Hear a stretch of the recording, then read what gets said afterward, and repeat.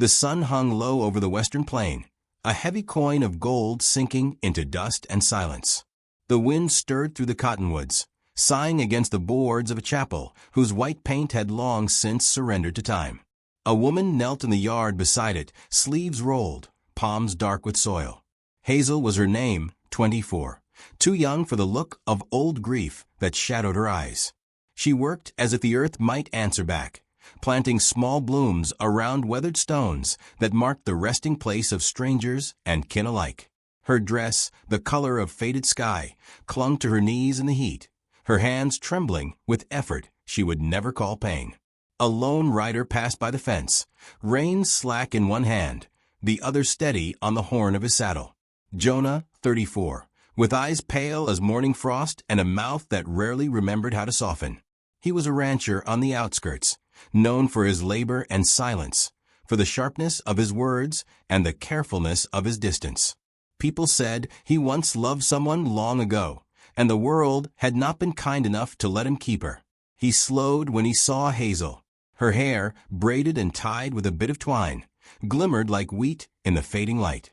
She looked up, caught his gaze, and smiled in that quiet way that never asked for anything. He should have tipped his hat. Instead, the words slipped out low and cruel, almost to himself, but loud enough for the wind to carry. "You ain't worth marrying." He rode on, dust rising behind him, leaving her in a silence too heavy to break. She didn't cry. She pressed her palms into the soil again and whispered something to the flowers, as though they alone could understand. In town, folks called Hazel a saint or a fool, depending on how the day treated them. She baked bread for orphans, tended the churchyard, and traded small loaves for whatever few coins or kindness the world offered back. Jonah saw her sometimes at the general store, her hands full of flour, her laughter soft and nervous when Mrs. Cutter asked after her. He always turned away, ashamed of how her gentleness made him feel raw. He told himself she was nothing to him, but some nights, when the wind rattled his cabin walls, he caught himself wondering what kind of woman kept planting flowers where no one came to see them bloom. The days passed, gold turning to gray, and a storm began to gather over the far hills. The air grew thick, the scent of rain heavy like old memory. Jonah sat by his window, sharpening a knife by lantern light, when the thunder rolled and he heard it, faint, then clearer, a cry. He froze, the sound threading through the rain like a child calling in a dream. He set the knife down and stepped outside. Mud clung to his boots, the sky splitting open with silver light. The cry came again, softer now, broken by sobs. He followed it past the ridge and into the chapel yard. Lightning flared, and there she was, Hazel, kneeling in the downpour, beside a wooden cross newly driven into the earth. Her dress clung to her body, her hair undone and wild. She pressed her forehead to the ground, her voice hoarse and shaking. "Please don't take him," she whispered. "Please, not again." Jonah hesitated, rain coursing down his coat. He wanted to turn back, to leave her to whatever grief he'd stumbled upon. But something in her voice pulled him closer. He stepped through the mud, took off his coat, and laid it gently over her shoulders. She startled, lifting her face. He saw the redness of her eyes, the exhaustion carved deep into her features. "You'll catch your death out here," he said quietly. She shook her head, gripping the wet cross. "They're moving the graves come morning," she murmured. "The preacher says the land's needed for a road. I can't let them take him again. I promised." Jonah looked at the cross. The name carved faintly into the wood was worn, nearly lost to rain. He realized this was her husband's resting place. She had no family left, no one to speak for her but the dead. He knelt beside her, the rain pooling around them. "You can't stop it," he said, though his voice lacked conviction. Hazel turned to him, trembling. "Would you let them dig up your kin for a piece of dirt?" The question struck him hard. He thought of his brother buried under a collapsed mine, the grave he never got to visit, the guilt he never learned to carry right. He didn't answer. He only stayed there beside her until the thunder quieted and the rain became a whisper. When dawn broke, Jonah fetched his wagon. He didn't explain, and she didn't ask. Together they lifted the cross, the earth giving way slow and stubborn. They reburied it on a small hill near his ranch, where wildflowers grew untamed. For days after, Hazel came to tend it, and Jonah found himself waiting for her each morning. He brought her water, then firewood, then small bundles of bread she never ate alone. He told himself it was decency, but every time she smiled, that excuse felt thinner. One afternoon, she found him mending a fence post. Her voice was soft, cautious. "You shouldn't trouble yourself with me." He kept working. "I've done worse things than fix a fence." "You've done kind things too," she said. "You just don't believe you have." He looked up, meeting her eyes for the first time, without looking away. "You don't know me." Hazel smiled faintly. "Maybe not. But I know what kindness looks like when it's trying to hide." The wind carried her words away, leaving something new in their silence. Over the next weeks, Jonah noticed how the world around her seemed gentler when she was near. Horses calmed. Storms passed easier. Even the land itself looked less unforgiving.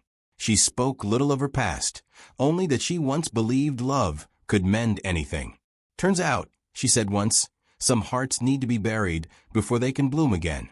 He didn't know how to answer that either.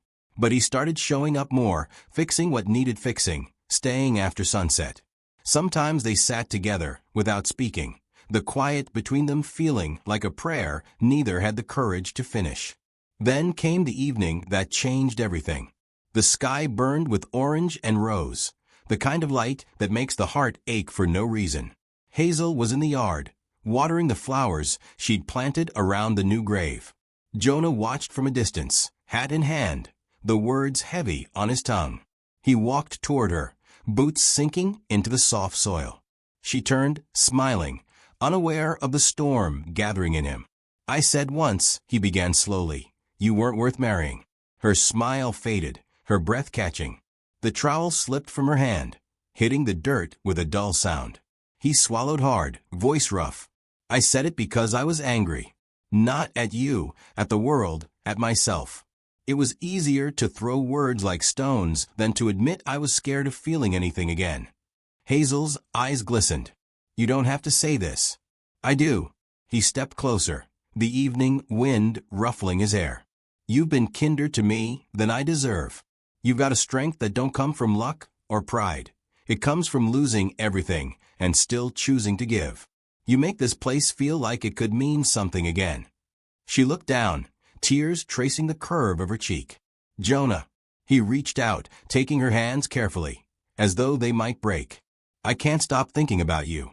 Can't stop hearing you cry that night in the rain. It woke something in me I thought was gone. If you'll have me," his voice faltered, "I'd like to start over. I don't know how to be the man you deserve, but I'll learn." For a long moment, she said nothing. The wind stirred the flowers around them, their petals catching the light like sparks. Then Hazel looked up, her eyes full of both sorrow and grace. "You already started, Jonah. The night you heard me cry." He breathed out, the tension leaving him in a shudder. A smile, fragile and unpracticed, touched his face. The last sliver of sun dipped below the ridge. Jonah leaned forward, pressing his forehead gently against hers. Neither spoke. The world around them hushed, the crickets, the trees, even the chapel bells, silent witnesses to something sacred. When she finally whispered his name, it wasn't in fear or gratitude, but in recognition, as if she'd known him in some other life where things had gone right the first time. Jonah drew back, eyes glistening. "You sure about this?" She nodded once. "I'm sure." And so he kissed her brow, a soft, reverent promise rather than a claim. The scent of rain drifted through the air, carrying the memory of the night that had bound them. The flowers at their feet swayed gently, the grave between them no longer a wound but a bridge. As twilight deepened, Jonah took her hand and led her toward the porch of the chapel, where a single lantern flickered to life. He looked at her one last time before stepping inside the light. "Reckon I was wrong," he said quietly. "You were worth more than I ever knew how to see." Hazel smiled through her tears. "Then see me now." He did. And for the first time in his life, he felt the earth steady beneath him. The night settled, the crickets resumed their song, and somewhere in the distance, thunder rolled soft as a heartbeat. The town slept unaware that a man had finally laid down his bitterness, and a woman had found the courage to be loved again. And if you listen close to the wind that sweeps through those cottonwoods even now, you might still hear it, the echo of a voice once hardened by sorrow, whispering the name of the woman who taught him how to feel again. Because some hearts aren't healed by miracles. They're healed by being heard.